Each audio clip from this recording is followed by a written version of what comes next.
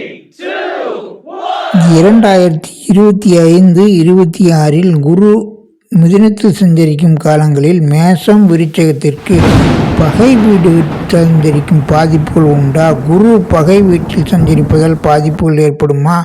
தனுசுவிற்கு பாதகாதிபத்தியம் கேந்திராதிபத்திய தோஷங்கள் ஏற்படுமா என்றால், கோச்சாரத்தில் கோள்கள் பகை நட்பு நிலைகள் மாறக்கூடியது. அதாவது சுபாவ சத்துரு தற்கால மித்திருவாக, இயற்கை பகைக்கிறங்கள் தற்கால நண்பர்களாக ராசிக்கு 1, 2, 3, 4, 10, 11, 12 ராசியில் நட்பாவார்.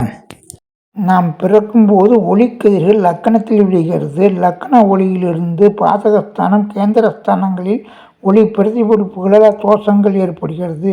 கோச்சாரத்தில் அந்தவித தோஷங்கள் இல்லை.